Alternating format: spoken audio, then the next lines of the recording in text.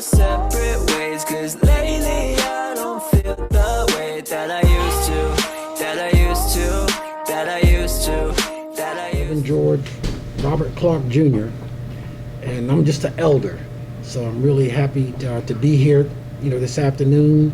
I'm grateful to be back home, to be in a place that means so much to me, and I just want to thank you for giving me the opportunity to be in your presence. There's a saying that history has but one honorable purpose, is to train the student to be a responsible handler of power. There's power in your names.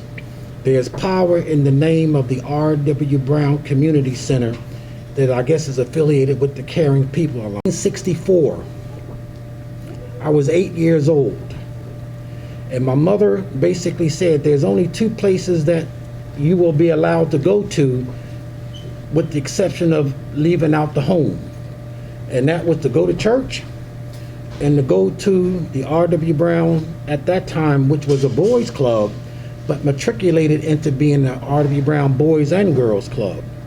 And so in that experience, it afforded me the opportunity not only to learn team building skills, but to appreciate the community. And as I say before, words have power, and I'm hoping that during our time of being able to speak with one another, that you truly can know the power that you have to not only be able to change your lives, but change the lives of those in the community.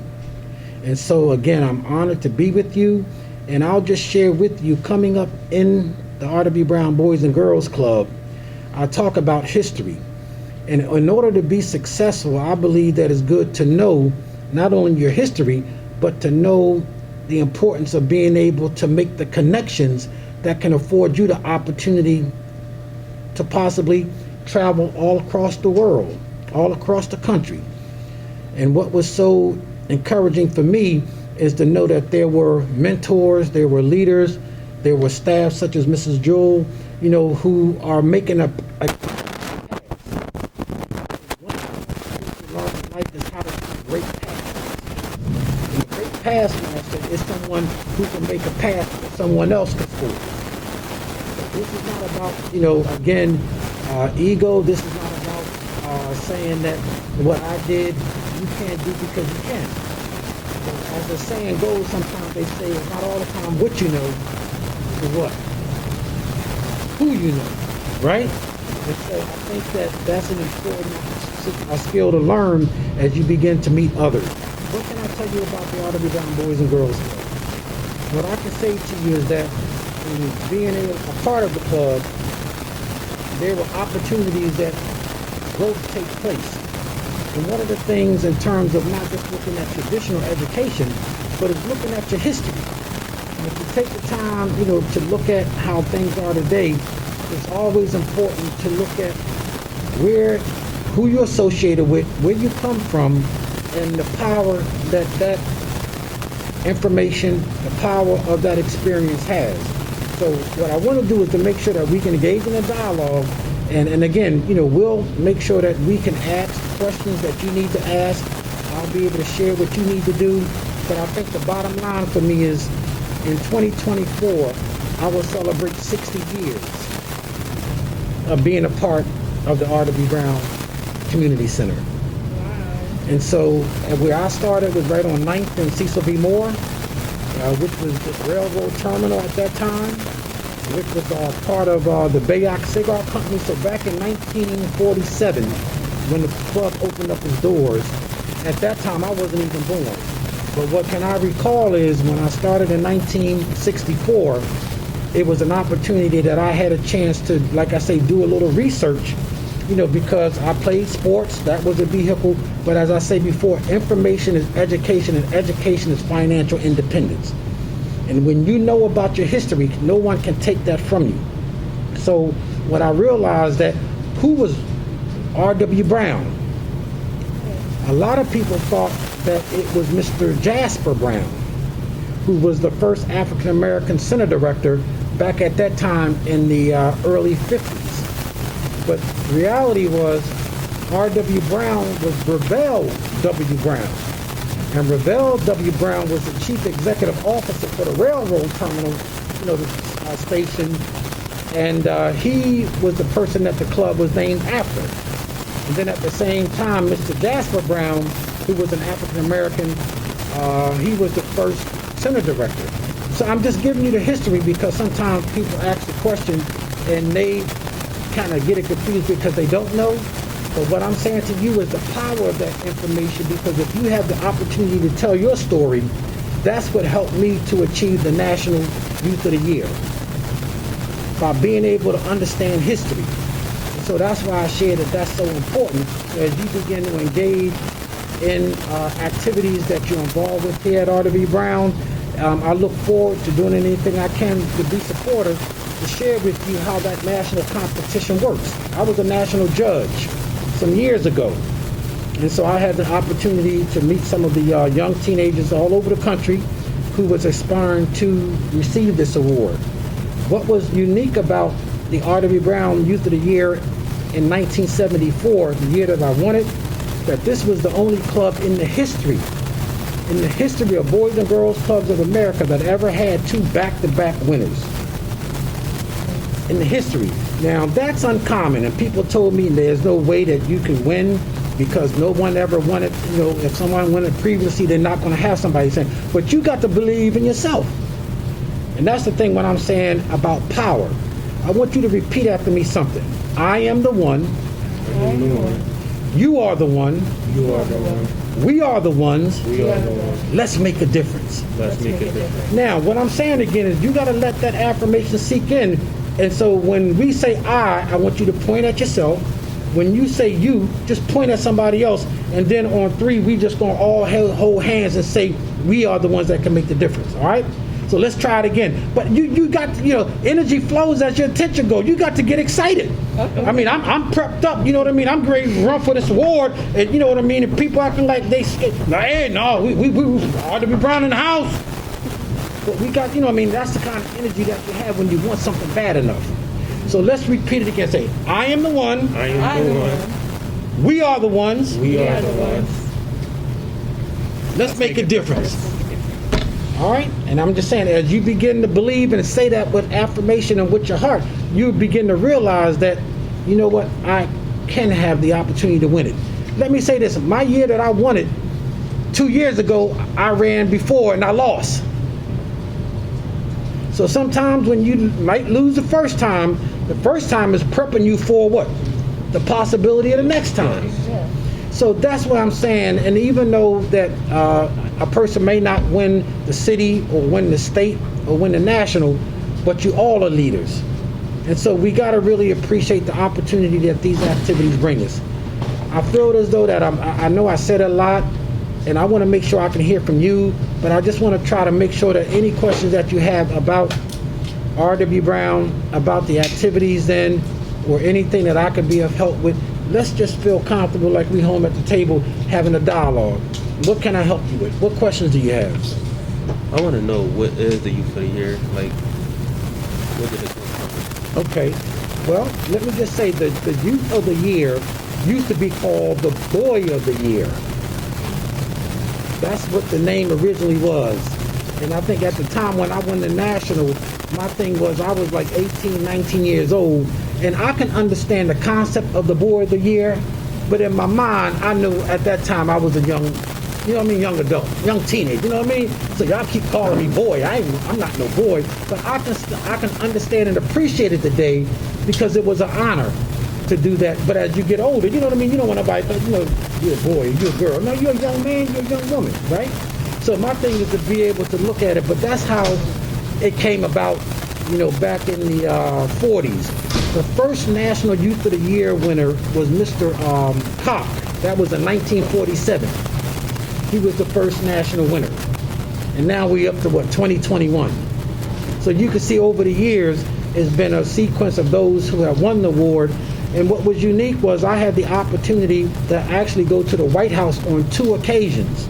Oh, 2 occasions, not once. Some people just go once. I went on 2. I had the opportunity of seeing the former ex-president, Mr. Richard Nixon. Okay, and I saw him maybe about a month before he resigned. I had a chance to go back to the White House and see President Gerald Ford. And we were talking about the same issues that we talk about today. You know what I mean? Crime, delinquency prevention, gun violence, all of the plagues that still exist today. But again, as I say, I think we are the ones that, can make a difference. So with the Youth of the Year Award, it was based on 5 areas of development.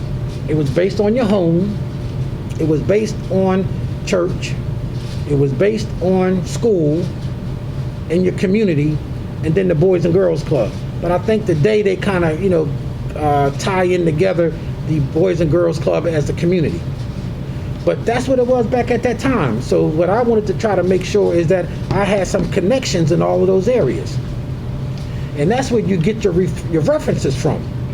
People know you, you know what I mean? But the more that you can engage in being involved with activities, the more that you are engaged in terms of public speaking, the more that you engage in terms of doing those things that people can hear you, see you, feel you, that's the skill sets that we have to develop. And so you don't have to wait until you're 21 to be able to get a good job. There's things that are happening now where young people, I'm trying to think of the one young lady that won the spelling bee, Leah, she just won the spelling bee, the national competition. That's great. But now her opportunities are opening up so much, you know what I mean, because of winning a national award. And these are the opportunities that you have. And so as you begin to develop your strengths, your skills, your interests, your needs, you know what I mean, I am the one that can make a difference. And so with the Boys and Girls Club, the Boy of the Year matriculated into the Youth of the Year. It was based on 5 areas of development. And then at the same time, again, you work on putting what? Your portfolio together. And that's what, we need to start working on. So hopefully that answers your question, but any other questions that you have, let's talk. You know what I mean? I don't want you to walk away saying, I wish I would have asked. No, you have the opportunity to ask questions. You have an opportunity to know.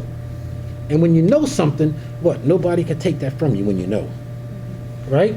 And I don't care, you can be 12, 13, 14. When you know, as a family, to receive from you. You know what the needs of the young people today. Now, what worked for me, back in the day, might be different now.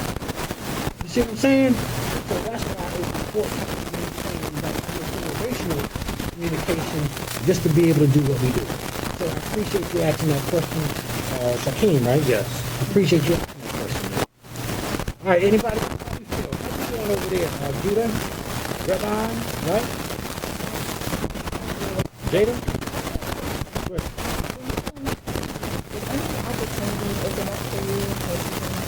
Oh, wow. When I won the Youth of the Year,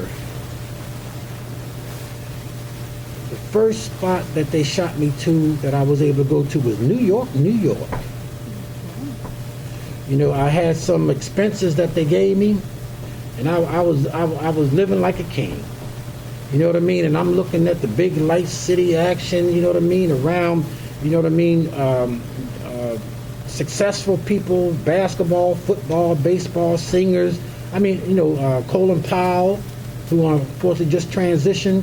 I had a chance to meet him.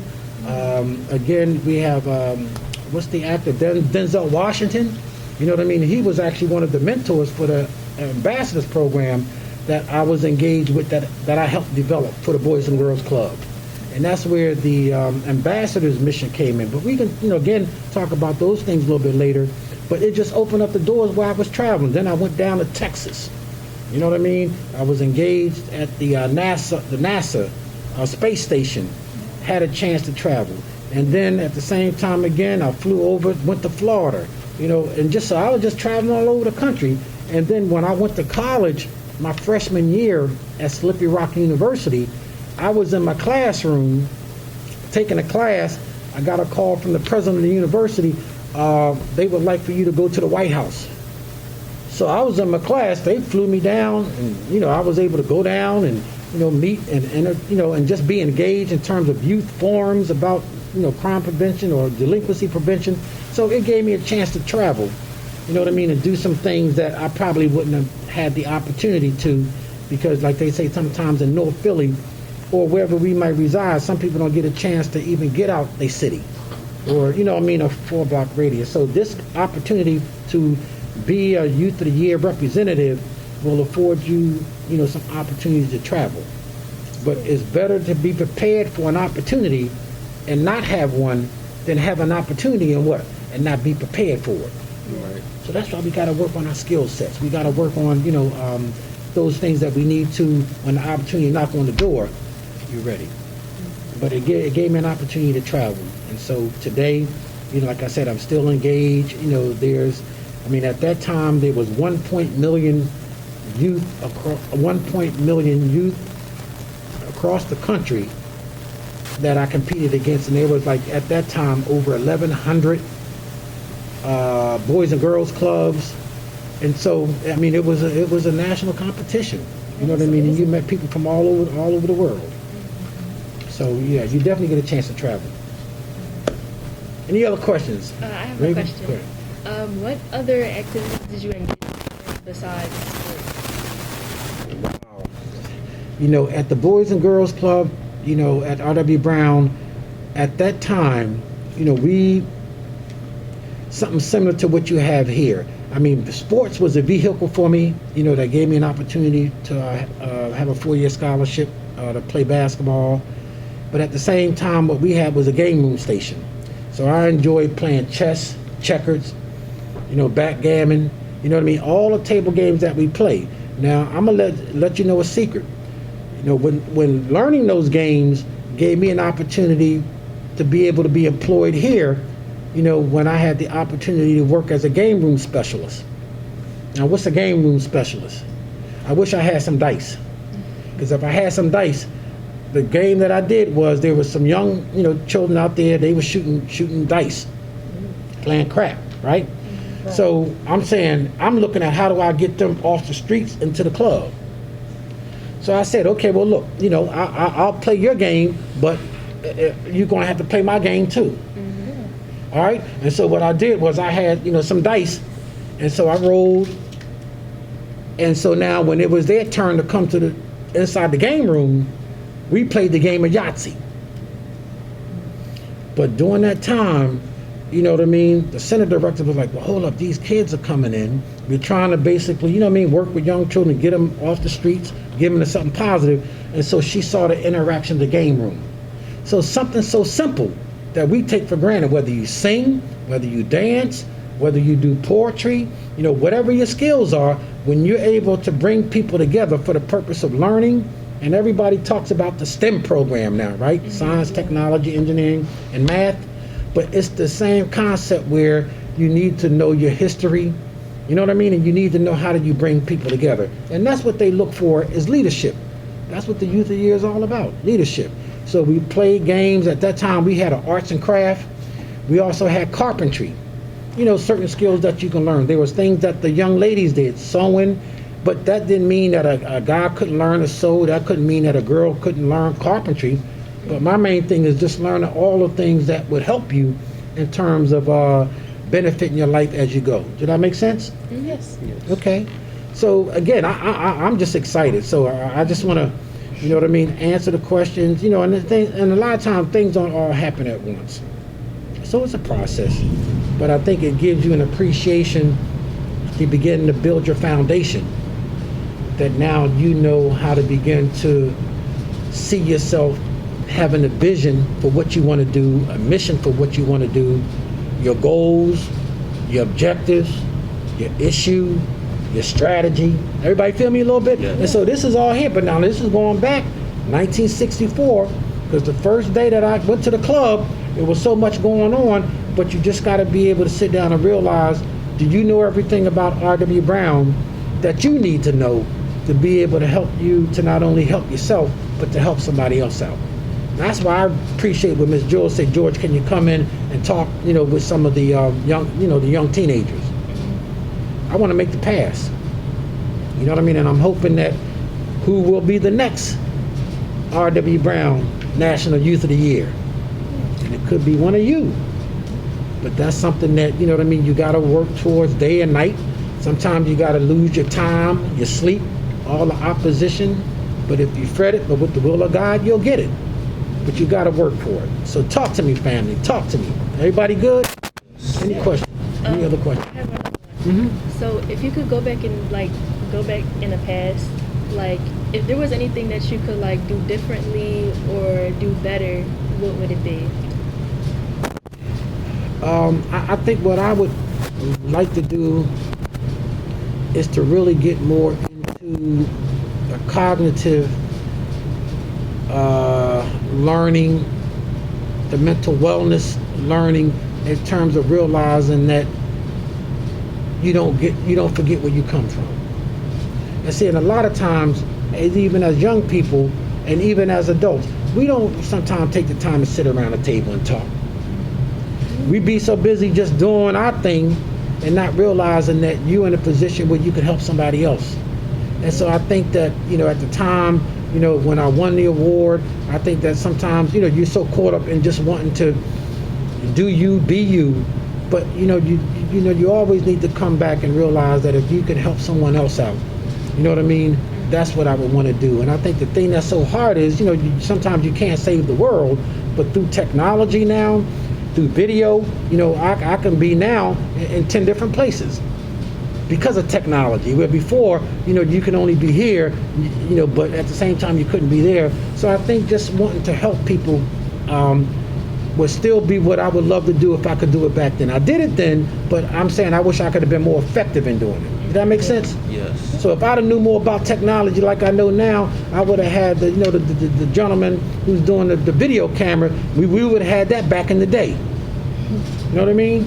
Capture memorable moments.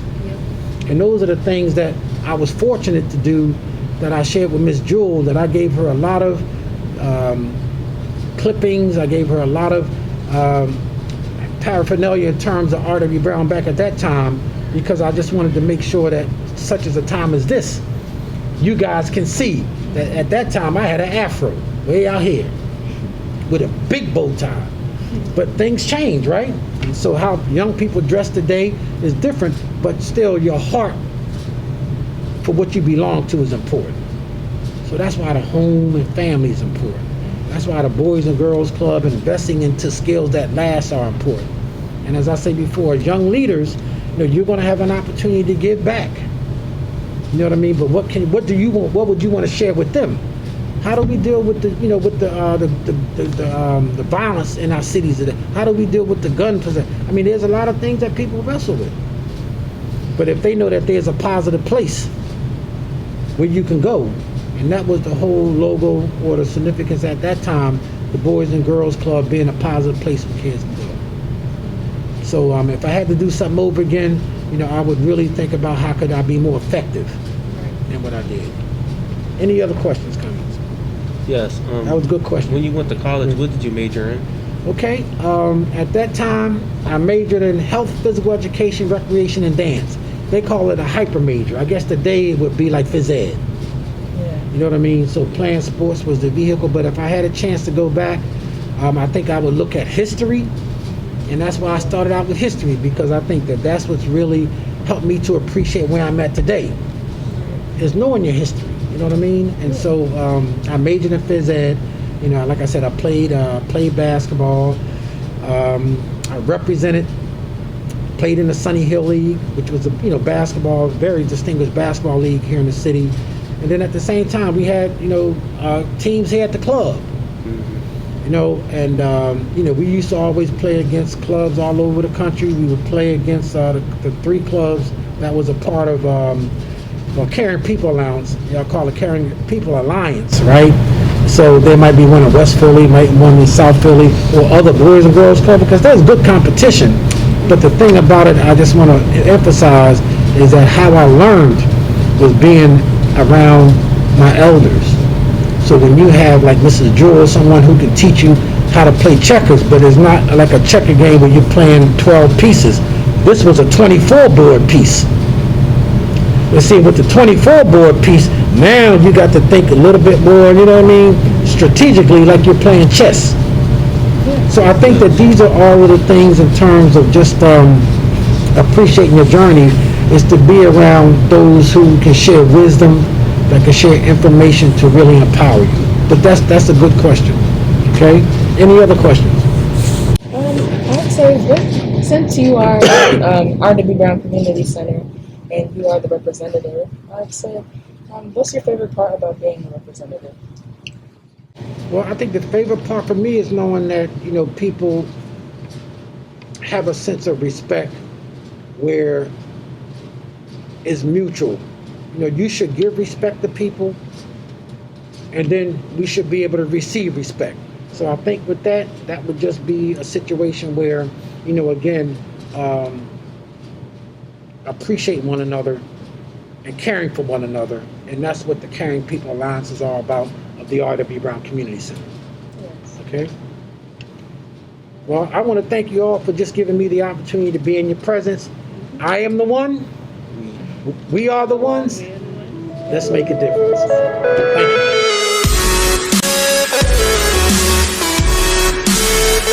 you.